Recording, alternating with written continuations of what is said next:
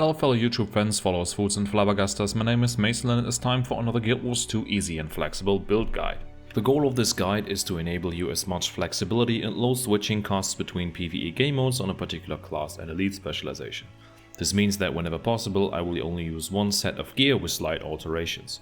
In turn I will usually suggest armor and trinkets that allow for high damage, and the necessary defense/support is accommodated for through traits, food and skill changes only. That usually also means that the build is not necessarily always the best in slot choice, but it will pass a certain DPS threshold under the usual raid buffs and get you through pretty much all open world content on your own if needed. Today's class is the Elementalist and the specialization is the Weaver. We're going to talk about two builds, an open world roaming build and a Condi DPS build for group content. But before we start with the details, let's talk through some pros and cons. This build is almost fully ranged because it uses Scepter and Focus instead of Sword. On top of that, it does very good damage, around 35k on the Golem with precasting elementals. The rotation of the build is pretty easy, since it uses only two attunements, Fire and Earth. The two main downsides are that it is squishy and only lives from avoiding damage at range, and it has almost no support capabilities and no boon generation. The Elite Specialization Weaver is designed that way, and we have to find ways to alleviate those concerns. Now before we go into the details, let's start with the basic Weaver mechanics. On Elementalist you have access to 4 different attunements: Fire, Water and Earth. You cannot swap weapons, but you can swap attunements instead, and that also counts as a weapon swap for traits, sigils and runes and stuff. On Core Ele you can only be attuned to one of them at the same time. On Weaver, you can be attuned to 2 of them at the same time, with skill number 3 always being a dual attack that combines the 2 elements that you're attuned to. Attunement cooldowns are also reduced down to 4 seconds on Weaver, allowing you to swap between them pretty quickly. In this simplified build we're going to be using only Fire and Earth because they are the strongest attunements for Condi DPS builds through high amounts of burning and bleeding, and the traits and specializations of choice synergize perfectly with that combination. On top of dual attacks you also gain access to stances, but we're only going to cover 2 of them in this section since the rest does not matter to us. Now you might ask, why not use a sword? It is the weapon that comes with the Elite Spec Weaver, and most existing Weaver builds use it as the main weapon. It is a very good alternative that yields increased barrier, higher cleave and burst, and access to a short cooldown evade in Earth. But it forces you into melee range and also requires more micromanagement and attention to positioning compared to Scepter. More importantly, when camping Fire and Earth, I get more damage with Scepter compared to Sword as well, even though that might partially be because I'm too dumb to drag the auto attack chains on it appropriately. Especially in open world, being ranged is a large advantage in many open world scenarios, especially when you use an elemental summons as punchbacks, but more on that later. As I said, you do sacrifice cleave damage for this since Scepter has less of it compared to Sword, but you can compensate that in open world through utility changes. Let's start with the Scepter and Focus weapon skills, first with Fire and Earth and then with Earth and Fire. The Fire auto attack is Flame Strike, a powerful attack that applies 2 stacks of burning and does a little strike damage. Since Scepter is a ranged weapon, this is not a chain, but a repeated single attack. Since this is much stronger than the Earth auto attack, you would spend most of the time in Fire and Earth. Skill number 2, Dragon's Tooth, is a delayed attack that applies a lot of strike damage and a very long lasting stack of burning. It doesn't have the greatest burst potential compared to multiple stacks with a shorter duration, but in longer fights that evens out. Use this on cooldown, it is one of the strongest damage skills in your kit. Fracturing Strike then is the dual attack and should also be used on cooldown. With the traits of choice, it weakens enemies, grants barrier and vigor, applies 6 stacks of vulnerability that you can maintain, and burns enemies twice. So what's not to like? After that we got Magnetic Wave. This skill allows you to reflect projectiles, which can be very handy in many situations where ranged enemies keep attacking you. This skill is, however, also free damage in the rotation because it does not have a cast time, applies cripple and does strike damage on cast. It can be used while doing other things without interrupting them, meaning that you can just use it on cooldown without a trade-off. The last skill in Fire and Earth is Obsidian Flash. In Guild Wars 1, mobs using this skill were the most obnoxious because they became immortal for a time frame. And that is exactly what it does to you as well in Guild Wars 2, 3 seconds off immunity to all damage. You obviously don't use it on a DPS build aside from emergency situations, but in open world Obsidian Flash is pretty neat. On a Condi build, you can use it after applying damaging conditions to gain a 3-second risk-free window during which you can watch your enemies die of the previously applied conditions.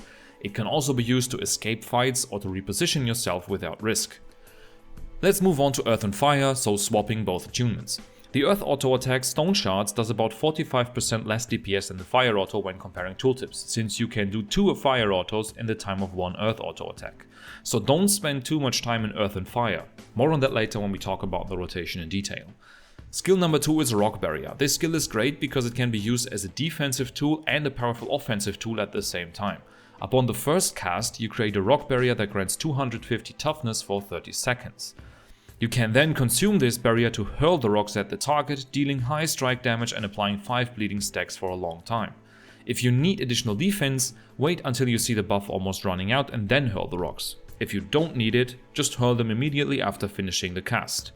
The great thing about this skill is that you can A. precast it before fights and B. do the rock hurl during other channels because it doesn't have cast time similar to a magnetic wave.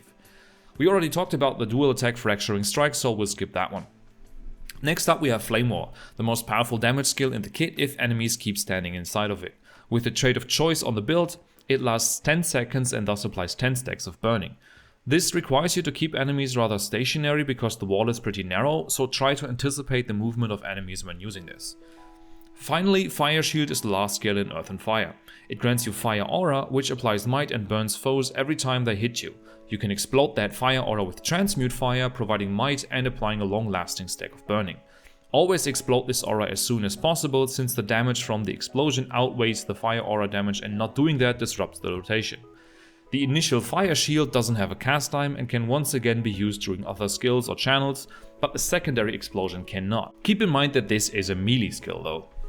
Finally, before we move on to the utilities, we also have to talk about Phoenix, the skill that replaces Fracturing Strike, the dual attack, when fully attuned to fire. That doesn't matter much for open world since we won't be fully attuning there, but the rotation for group content uses it. It is a pretty neat skill since it cures conditions off of you, grants vigor and does decent damage. The default utility skills in the open world build are Signets and Elemental Summon Glyphs. Signets synergize perfectly with the Written in Stone trait in the Earth specialization since they get reduced recharge and keep their passive effects while they are on cooldown. So you lose the trade-off between the active and passive Signet effect that you normally have. The Signet of Restoration heals you for a small amount every time you cast a skill. Since you cast a lot of skills and it triggers on every skill you use, this is a pretty powerful passive heal and it increases with the uptime on Alacrity and Quickness since those increase your rate of fire on skills. I use this everywhere since you can also activate it for an additional heal on demand without losing the passive heal with Written in Stone. Next up, I always put Signet of Fire. It permanently grants 8.5% crit chance and 2 long-lasting stacks of burning in an AoE radius around your target. In case you use the trait Blinding Ashes, this is also an AoE blind, so there's that. Next up we got either Signet of Earth for open world or Primordial Stance for group content. Signet of Earth has strong CC, good damage through bleeds and makes you a bit more resilient due to a permanent additional 180 toughness, which makes it a great all-rounder skill for open world. Primordial Stance is the highest damage option, especially because it has the count recharge mechanic. It will inflict 1 stack of burning and 2 stacks of bleeding around you every 1 second for 5 seconds. Keep in mind that this is a melee skill as well, so only use this when you are in melee range. If you need a stun break or another range damage option and only want to sacrifice little damage for it, the Glyph of Elemental Power does exactly that for you. Next up we have the Glyph of Lesser Elementals and the Glyph of Elementals. These summon elemental pets, so to say, that attack in melee range. The Earth Elementals are tanky and make up for great punchbacks against harder bosses, hero points or bounties. What's annoying about them in open world is that they are removed every time you use a mount. Necromancer minions, for example, reappear after you unmount, these Elementals do not. That can be quite frustrating in open world trains or roaming, which is why I often replace them with Glyph of Storms and Weave Self for those situations. Glyph of Storms is a powerful AoE tool that increases your cleave damage.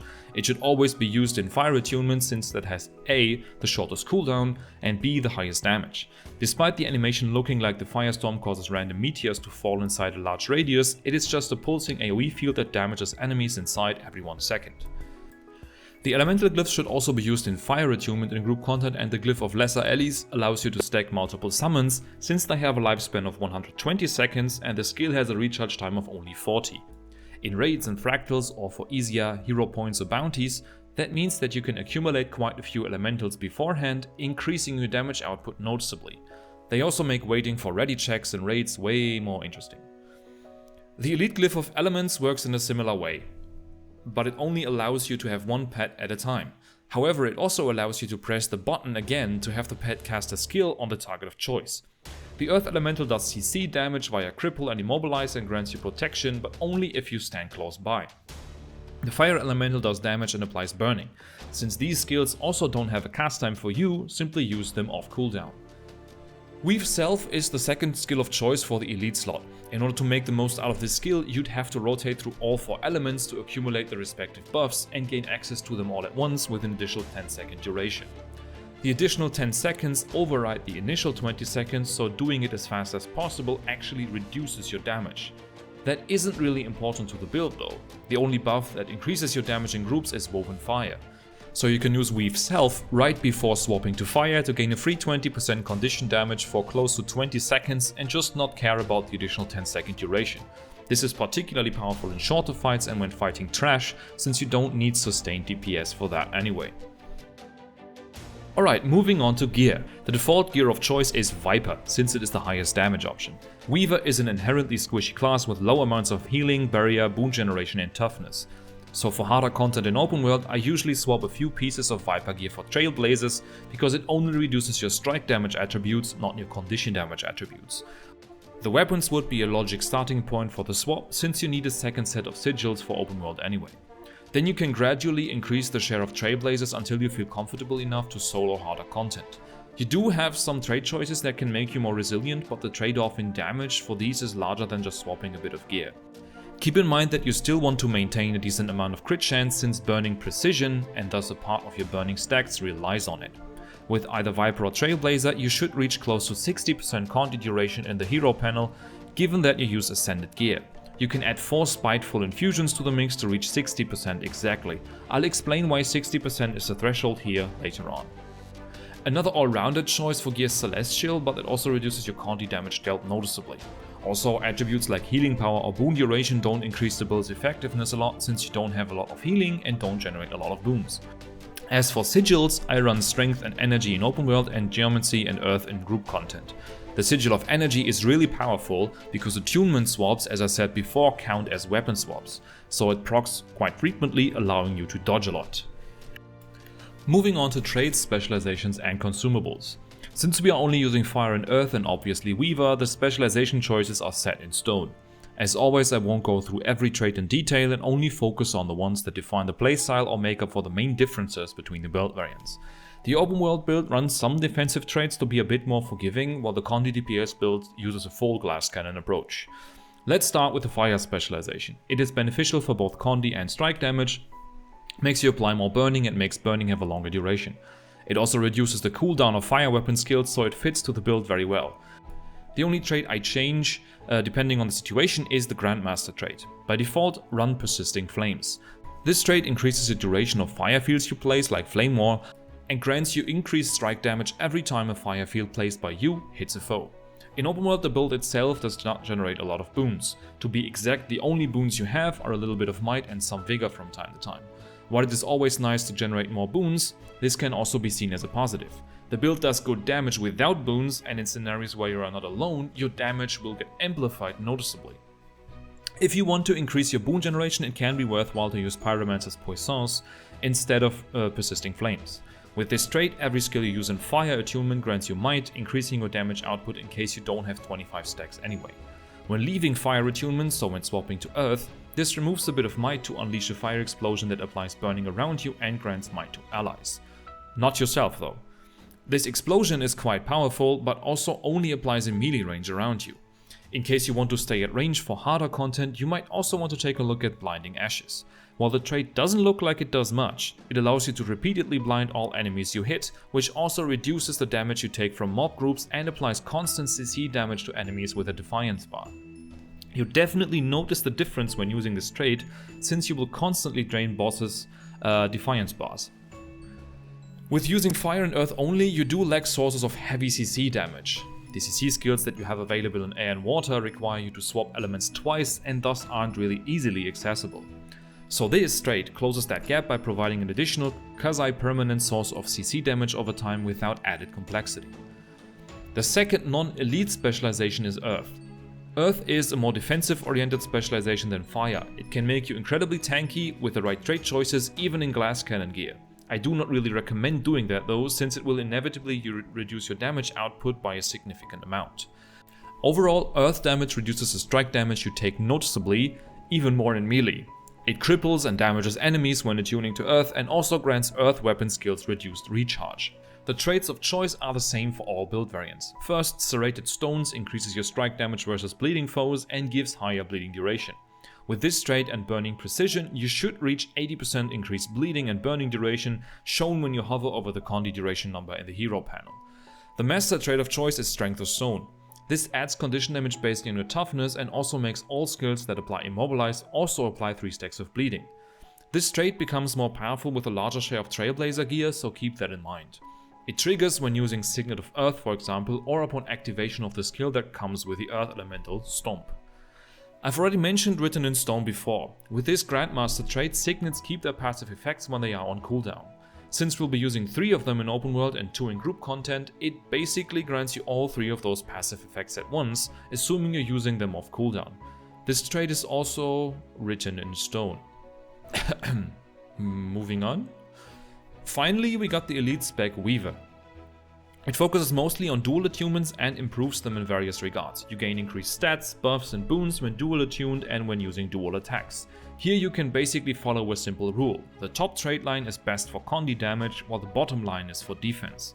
The adept trait Superior Elements is a small boost to your damage since you will apply additional CC and have increased precision, which also entails a higher chance to apply burning. You can swap this for Master's Fortitude, which grants you increased vitality without losing a lot of damage. The Master's trait Weaver's Prowess is mandatory. Whenever you swap attunements, you gain 10% Condi damage and 20% Condi duration for 8 seconds. That is equivalent to an insane amount of damage stats, like 250 to 300 Condi damage and 300 expertise in group content. This trait is the reason why you want to swap between Earth and Fire frequently. This does not trigger on fully attuning to a single element like Fire though.